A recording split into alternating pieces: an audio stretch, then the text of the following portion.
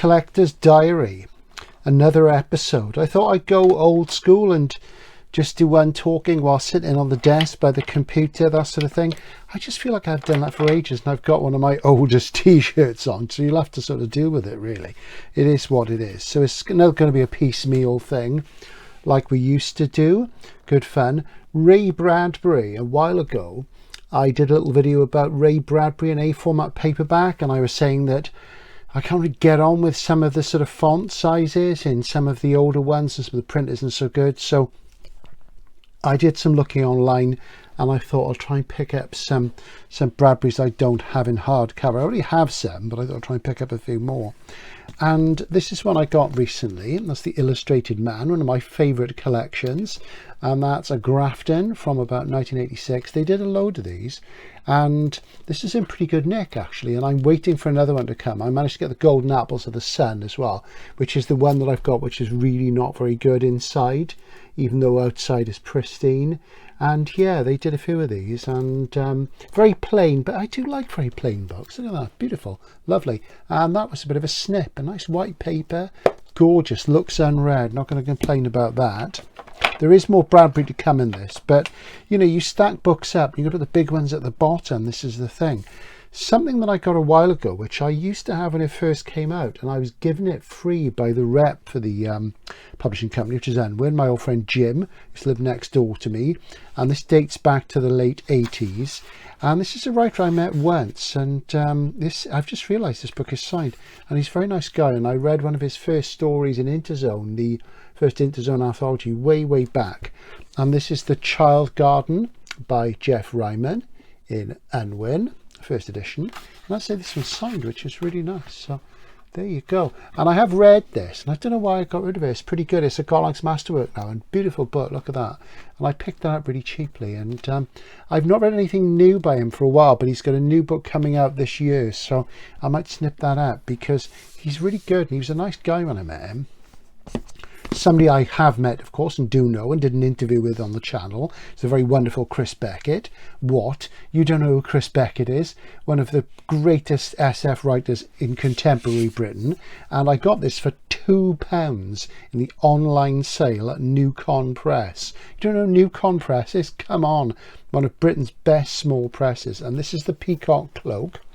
And this is normally $20.99, and it was £2. The postage was more, and this is signed and numbered. And I did have a trade paperback, there you go, of this, which Chris signed for me when I met him. But back in about 2017, 2018, we did an event together. Lovely chap. And as I say, there is an interview on the channel with him. You should read his stuff. This is his second collection of short stories, The Peacock Cloak. Beautiful. And every now and again, PS and New Con will have sales because warehousing costs are quite high. So yes, I'm really pleased with that. Lovely job. Beautiful stuff. And how many copies did they do? Not many. 150. This is number 107. Spiffing. Also on the Ray Bradbury front, I talked last time about how the crime book Memory of Murder, how it wasn't in the new collection which Collins have done in paperback, which is called Killer Come Back to Me. I did some research, then I realised, and I'd missed this, that Hard Case Crime had done the Collins one in hardcover before. Killer Come Back to Me, here it is. Very beautiful, still just about available. Absolutely gorgeous. Look at that, fantastic stuff. And I checked it, double checked it against Memory of Murder, and it has to be said there's a lot in Memory of Murder that's not in this. So this is absolutely beautiful, and I do like Hardcase. I do like their hardcovers. When they went from A to B format and paperback, that was a total fail, but it is what it is, I guess. But look at that, gorgeous. And there's stuff in here I haven't read, so that's great news. Fantastic. Finally, on the Ray Bradbury front, because I say I've been picking stuff up and there will be more to come, I cracked. I didn't want to, but I did. And I got the folio edition of Something Wicked This Way Comes, which is a rather nice yellow slipcase. There it is. Let's pop it up. Been around for a few years. It's the third printing. I don't really care when they're reprints or anything. I'm not mad about the artwork, but I wanted a nice hardcover, and the paper's good, and it's got nice sort of artwork inside. The coloured artwork is all sort of red and black and yellow and orange, which is great. But I was slightly alarmed to find that there's a foreword by Frank Skinner. I mean, I'm sure Frank Skinner is a real fan, but, you know, why get Frank Skinner when you could get a genre devotee to do it? You could have Kim Newman or somebody. I really don't like that. I mean, celebs, you know, they've got jobs. They don't need to muscle in other things. Leave it to the experts. But yeah, absolutely beautiful. So folio, I'm generally not convinced by. This is only my 4th one. And I think the trouble with folio these days and with Eastern Press is they do too much obvious stuff. You know, you sort of see they're chasing the money. Obviously, they got to make it and stuff, but I just wish they pushed the boat out a bit more. But anyway, gorgeous, as I think you'll see. A couple of things I had that people sent me on the channel very kindly. This was from Ian Johnson, who sent me, look at that, it's got a Detective Comics postcard inside. And Ian sent me this. This is by his friend Mark Wernham, who's involved with Electronic Sound magazine, which I do buy now and again, especially when they have 7-inch singles in, haha. And this is Martin's on the Other Side, which is an SF novel in trade paperback, Jonathan Cape. I would have turned it down, but once I hear the words Jonathan Cape, that's it. And it looks pretty flaky and weird, so I'll read that at some point. Thanks for that, Ian. Great stuff, very kind, and beautiful nick as well. Lovely job. Finally, for this excerpt, thanks to Greg Slocum, and I get all these wonderful little notes and everything from everybody, but he's sending such really nice things. It's just fantastic, saying how much they like the channel. They've all got such good handwriting as well, just puts mine to shame. And this is Hugh Llewellyn, note the Welsh spelling, and Hugh Llewellyn is a Welsh writer, he's not an SF writer. Diesel Shunters. Look at that, fantastic. I do like my diesel shunters. And this is actually, I wanted this because it's got great pictures of these fantastic machines, but this is something for a writing project which I'm researching and thinking about. Like most of my writing projects, it'll be researched and thought about for years. It'll finally all happen in a rush. So that's part 1. Maybe there'll be some more soon. The Collector Diary continues, and just realised I'm wearing the same t-shirt as in the first part. It's on a different day, I promise. And I'm sort of confined to the house at the moment. I've had a lot of problems with my feet, as I've been mentioning, and I've been advised by my doctor to take some time off. So I'm sort of sitting here reading and catching up. But I thought I'd do the next sort of bit and show you what's appeared recently on the radar. I did some out and about shooting about a week, 10 days ago. As soon as the weather started to get good here and I had time off, because I wanted to sort of get out and do that. So you may well have seen some of my out and about vids in places around here, which are really beautiful places. And I do them because I just love shooting outside. And sometimes I talk about literary connections, sometimes not. So, and it's also good to get an extra sort of interest stream into the channel, because, you know, it's good to have variety. And I know some of you like it, some of you are not interested, but it is what it is. I'll do it anyway. That's me, the Outlaw Bookseller, Independent Spirit. So what have we got? Well, I mentioned those sort of out and about because I did one in Avebury, and it was just sort of a chance thing really, because I was actually out shooting something else and we passed through Avebury, which is a really interesting place. Stone Circle, very ancient, check it out. And they've got a little sort of bookshop there, charity bookshop for National Trust, and I picked up a few things there, and it's usually a bit crap, to be honest, but it was really good this time, and all these were £1, and I picked this up, The Doomsday Ultimatum by James Follett from 1975, Coronet. And this is it an English catastrophe novel? Well, we haven't read it yet. And it's about Britain being a depression, which it kind of was in some ways in the 70s. Government at the mercy of all powerful unions. That's a very topical thing. And this left-wing movement gets hold of a power station, a nuclear power station on Canvey Island, which is where the band Dr. Feelgood come from in Essex. And, you know, they're sort of held to ransom. You know, we've got this power station and we're going to sort of cause all sorts of problems. The Doomsday Ultimatum, you know, we're going to let it melt down and what have you. Luckily, that scenario has never actually happened. So this is technically SF. So it does look like a bit of sort of red baiting conservative stuff.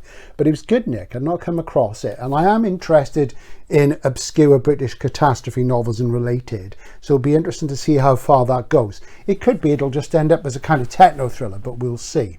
Something I read decades and decades ago, and I've been thinking of revisiting because I bought one of his books in the new mini Penguin cloth bounds a while ago is Joseph Conrad's Heart of Darkness, which I have read twice, but not for a long time.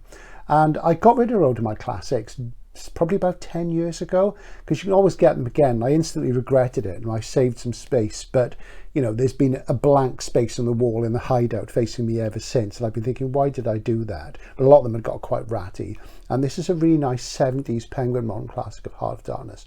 I remember selling it with this cover. It's a brief book, and I am thinking of reading a book by my friend James Wright, the only one of his books I haven't read, called Mr. Kurtz, which is a prequel to this. And of course, this is really important because it influenced lots of things, Apocalypse Now. And in science fiction, its most notable influence is in Lucia Shepard's Life During Wartime, which is a Golax masterwork. If you haven't read it, it is really, really good. There is a video on the channel in my 100 must-read science fiction novel series, which I'm going to do a new episode in soon because I haven't done one for a while. But yeah, really nice. And these are all quid, pristine. They had these terrible stickers on the back, which are really difficult to get off, and they've left some residue, so I need to do some work on that. But yeah, isn't that gorgeous? An important proto-existentialist novel for all of you who are interested in general literature, which you should be, because it'll help you inform and expand your SF reading. What else do we have? Well, it was really nice to see this. This is a book I've been thinking should be in my collection for a long time. It's usually in a heck of a state. It's in one of my favourite now defunct imprints, that's Fontana, and this is John Brunner, The Long Result.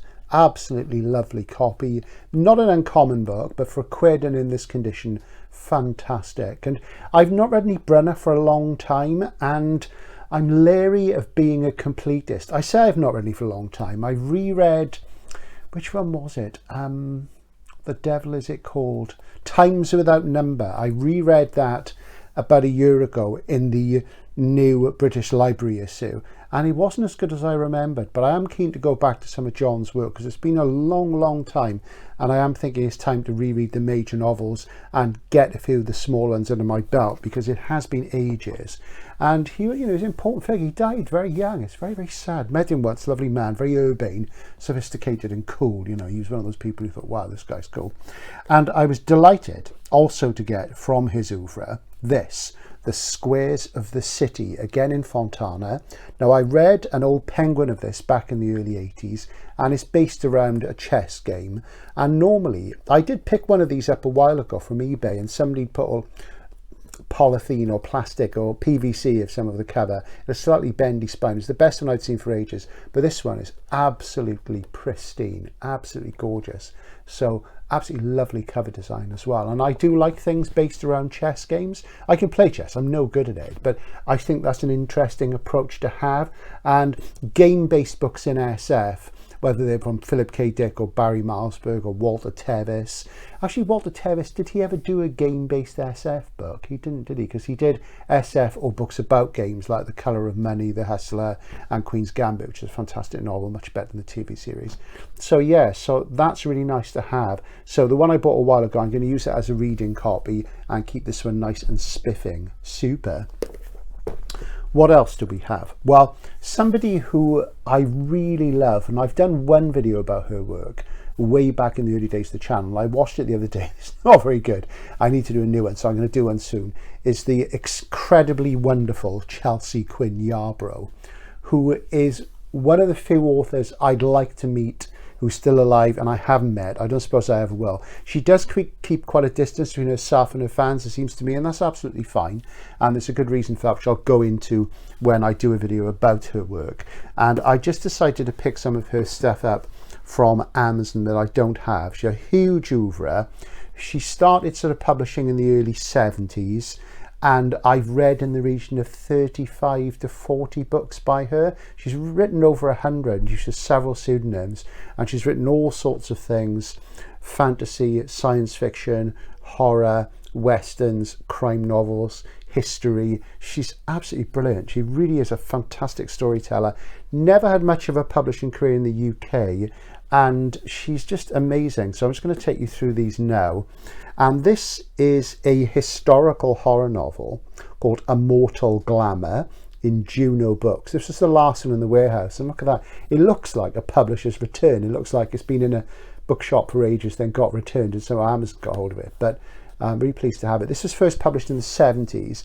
This is an unexpurgated edition, and Stephen King says on the cover, terrifying, her picture of women going slowly mad in a convent during one of history's darkest periods is both gruesome and irresistible. So there we are. And this is set in the 15th century. And is it 15th? No, it's 14th century France, Black Death, 100 Years' War. And it's about women who are in a convent, and you know how repressive and horrible that is. And Chelsea once said that history is horror, and she's really, really amazing historical researcher. She's simply one of the best historical novelists you'll ever read. I don't think this has any speculative or fantastic content. I think it's just sort of showing the situation, and there's a sapphic element to this as well. But this will be fantastic. Her prose is just wonderful. It's reassured and confident, and she has great compassion. I wouldn't, you know, maybe she's a feminist author, I wouldn't like to say. There's a lot of strong female characters in her books, but they're incredibly readable. And even when they're their darkest, I find a real sense of solace from them. And I find that they're so wise and kind, even when they're describing harrowing things, that they really have done a lot for me. I really turn to them in moments when I'm down, and I do find her work fantastic. And I'm not particularly down at the moment. I just hadn't read anything by her for a while, because I've read everything I've got, so I decided to get some more. So that's one of them. And I have 2 more books by her. I was hoping this would be like a little A format paperback, because it looked like one. And of course it isn't. It's print on demand. And something I really hate these days about ordering from Amazon is that you never know. You can tell sometimes by the look of them, but you never really know if a book's going to be print on demand or not. And this one was. And I know I go on about print on demand. And I know James Goddard, hi Jim, at Leaky Boot, berates me because of this. And he is right to do so, because it is perfectly legit. And this is The Law in Charity, a Western by Chelsea Quinn Yarbrough. And this is set in Texas in 1848. And I've never read a Western by her. She's done a few of them. And I did consider getting a US hardcover first, but it's too expensive. This was pretty cheap. So I've got this to read. And I've not read any Westerns for a long time.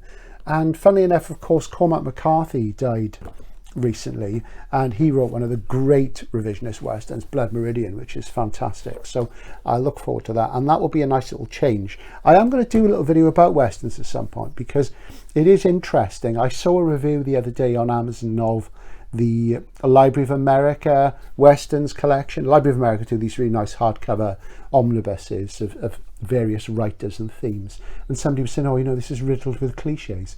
Well, what do you expect? Where do you think the cliches in Western movies come from? They come from the novels. And they're cliches because they were historical commonplaces. I mean, come on, you know, get real. But yes, so that's going to be interesting. Never read a Western by her. And I don't read lots of Westerns, but I do like the odd one now and again. Because, of course, in the USA, it's a form of historical novel. We don't see it that way outside the USA, and we should, because it's an important form of historical novel, and they can be very entertaining as well. So there you go.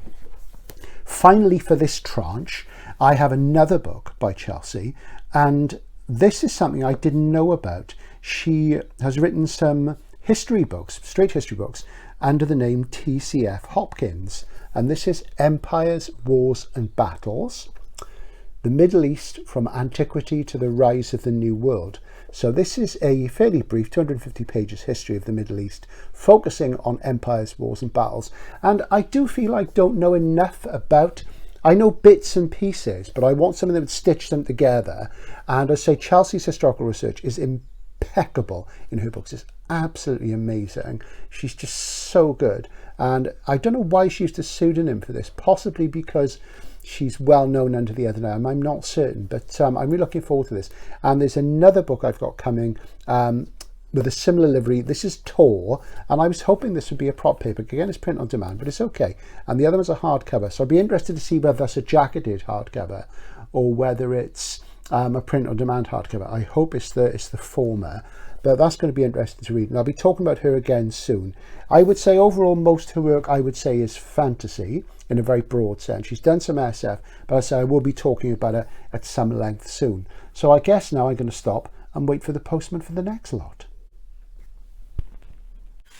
huge pile of things to get through today for this final part of this collector's diary episode. And what have we got? Well, it's just an embarrassment of riches. First of all, Simon Ing's The Smoke, which I think is Simon's most recent SF novel. I don't think he's done one since this. This is a few years ago, and I did have a look at it when it came out from Gollancz. Let's just check the date. And let's see, yeah, 2018. And I think he's having more success with science journalism.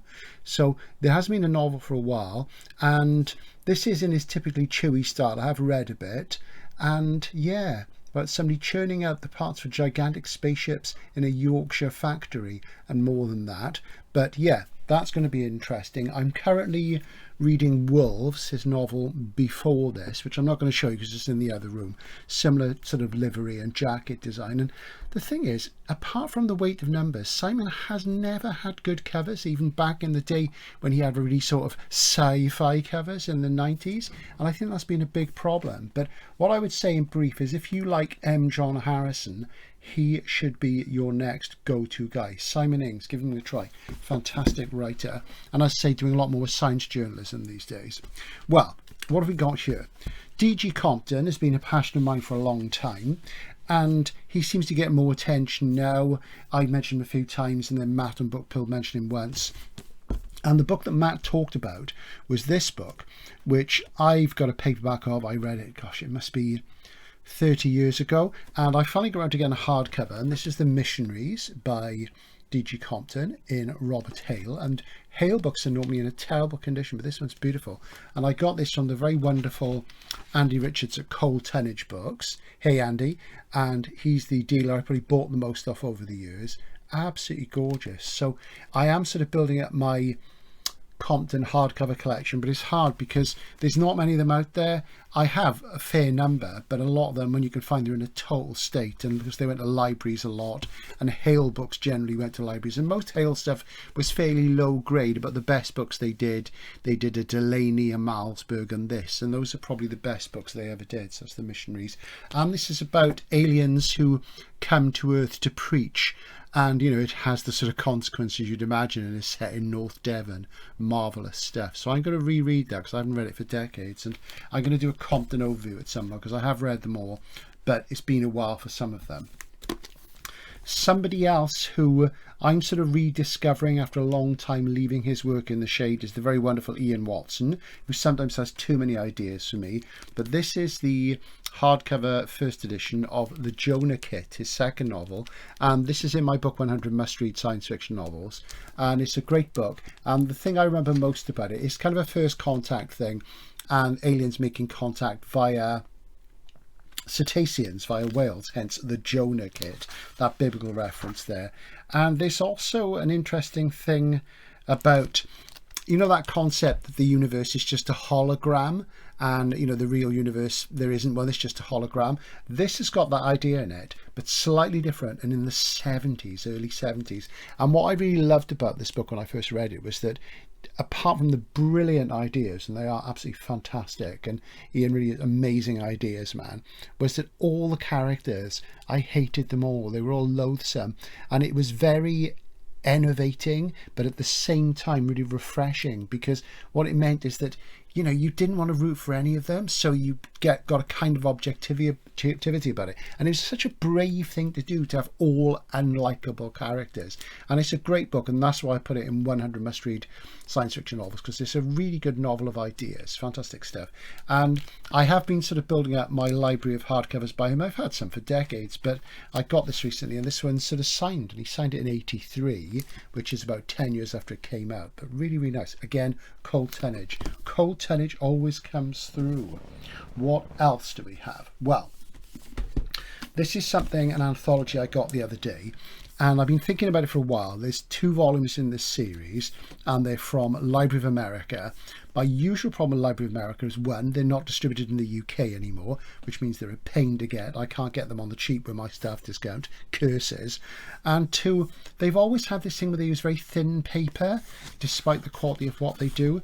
And they are getting better, so I decided to order this because this is in stock at a wholesaler in the UK, and this is The Future is Female, Volume 2. the second of 2 volumes, and basically it's short science fiction stories by women. There's a 60s one and this is a 70s one. Very beautiful, and it's a larger format than the usual thing they do. It's lovely blue cloth and it's got nice little deckled end papers. You can't really see them, but absolutely gorgeous, and a lovely jacket, and there's some fantastic people in here, and the paper is thicker than in most of the Library of America books, and I am thinking about getting a few more, but I am put off by the paper.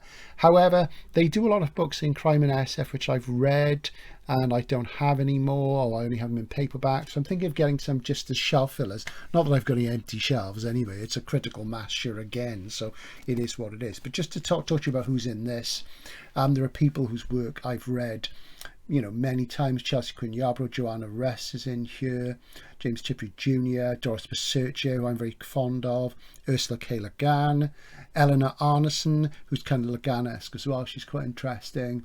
And there's people I've not read in here, like Sonia Dorman Hess. There's a few others here which are unfamiliar. The names I often know, some of them I don't. There's great people like Lisa Tuttle, who I really like. Joan Vange is in here, Marta Randall. So there's all sorts of great stuff in here, so I'm really looking forward to that. That'll be an anthology I read from cover to cover, and when I can get volume 1 I will. Beautiful. This is a demi. Most of their books are in a sort of smaller octavo or crown quarter format. Really, really nice. Isn't that gorgeous?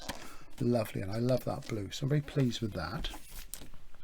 Last time, or it was, you know, just a few minutes ago to you, but it was a while ago to me, I was going on about Chelsea Quinn Yarbrough, and I mentioned that I found out she'd written some history books, and this is the one I was hoping would come in a hardcover with a jacket, and yay, that has happened. And this is Confrontation at Lepanto, Christendom versus Islam, and she's written this under a pseudonym of TCF Hopkins. I'm reading the other historical one now. It's jacketed, which is nice. What does really annoy me though, Amazon, is that there's this sticker on the back which is anything but non-removable, and that's an absolute sin. That's going to take some work. But yeah, so I'm reading her general history of the Middle East at the moment, and this is more of a specific thing. I'm actually probably think I'm going to enjoy this more because she's good when she can get into the detail, and she's great on that in her Saint Germain series, which I'm going to talk about soon. Brilliant stuff, so I'm pleased with that. Then we have a pile more Chelsea, because as I said, I haven't read anything for a while, and I do like to read her books in the summer, and the ones which are supposed to be forthcoming, she's changed publishers. They're taking a while to come. There's at least 2 novels, so I'm twiddling my thumbs waiting for new stuff, so I thought I'd go back to old stuff. And this is one, again, Cold Tonnage. I have been looking at it on the website for years. It's a children's book. It makes me think of The Prestige by Christopher Priest, because it's about a magician on board a ship, and it's a murder mystery, and this is Floating Illusions. So yeah, that looks really, really nice. And this was something like a tenner. Let me have a look. And yeah, really nice. And it's from, what year is this? 1986. Beautiful, pristine, absolutely lovely. And it, on the back, it tells you more about 2 of her other children's books, and I've never read a children's book by her. She's done all sorts of things, so I'm looking forward to that. That's going to be a real treat, because she is the woman for me.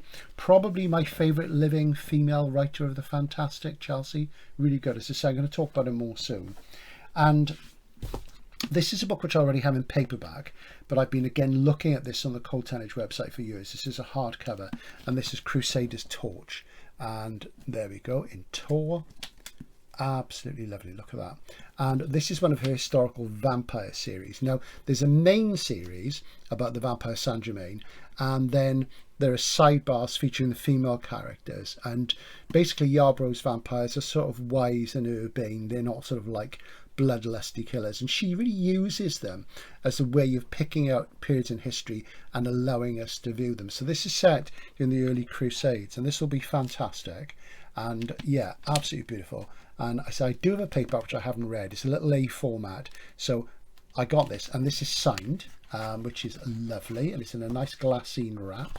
There you go. I've got quite a few books signed by Chelsea, and I decided it's time to fill in some of my gaps, but she's written about 100 books, so there's a lot. I'm not going to be a completist, but I'm just going to fill in the ones which I really sort of fancy, and I really like this series. So as a series overall, there's about 36 of them, probably a few less than that, and they're superb, and I'm going to talk about them at length in a video camp soon, and about her and her career, because she is the business. Finally, on that front, this is a book which I've read a couple of times. I'm going to review it in a video coming up soon. Me and the grumpy old man Graham Bray, the two grumpy old men together, we're going to do some reviews soon. This will be one of the books we're going to talk about. Certainly I'm going to talk about it. And this is False Dawn, which is one of her pure SF novels. This came out late 70s, one of her early books, and it's a post-apocalyptic novel. And I have a UK Sidgwick Silver hardcover UK first. So this is the American Doubleday first, and this is, interestingly, it's a review copy. It's got a little review slip in it from Doubleday. Look at that. To be published April the 21st in 1978. Gosh, I was 15. Also, what's interesting about this, it's got a book plate in it. I'm going to show you now. And the book plate, if I just show you that, Michael Moorcock. Now I hope you can hear me, because the video has just put the water on, and that's probably going to blot out what I'm saying, which is really annoying. But there you go. I did say to her, look, I'm filming, but it is what it is. So I'm going to keep talking and hope you can hear me. So that's Moorcock's own book plate. So at some point he has passed this on, and it tells you that back then he lived at 43 Doughty Street, London. So a address to go on a pilgrimage to.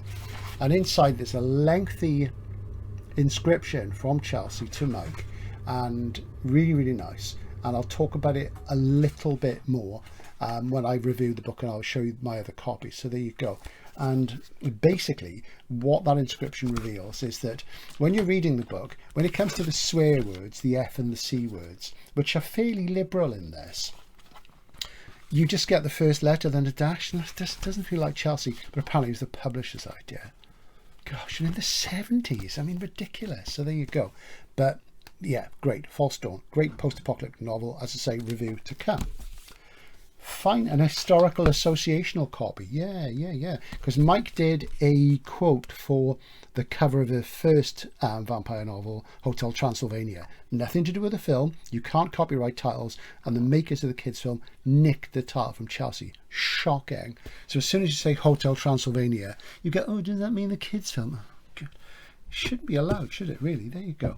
Finally, that brings us on to Michael Moorcock, and this is the new Michael Moorcock. There you go, which popped out a few weeks ago, and this is The Woods of Arcady, which is the sequel to The Whispering Swarm and The Sanctuary of the White Friars. Now, Whispering Swarm came out 6-7 years ago, 25 quid in hardback. This is 25 quid in hardback, so it's pricing you out of the market. It's not going to sell as much as the last Elric book.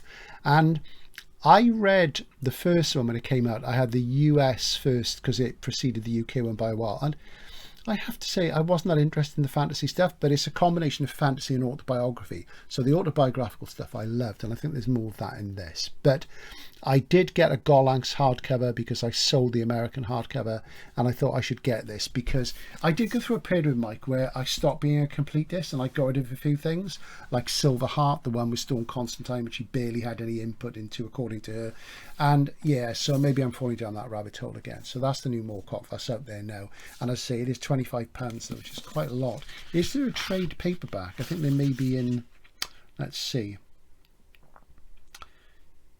There is in Ireland. It says ETBP, Export Trade Paperback. So there you go. And there's an ebook. But yeah, that's out there now in the UK for UK readers. I think that's it for the Collector's Diary this time. A lot of Chelsea Quinn Yarborough, as you can see. As I say, I'll be talking about her a bit more. Lots of other bits and pieces. And is there going to be another one of these? Well, I'm off to do a book haul with Bob in Dorset tomorrow, as it happens. After that, it might be a while before I do another one. I've got to get the things down in the hideout. I've got to sell some stuff. I've got to go to Hayat again and drop some stuff off there. And I'm going to promise myself not to buy because I have a heck of a lot to read and I really am short of space. But we'll see. Anyway, signing out. Bye for now.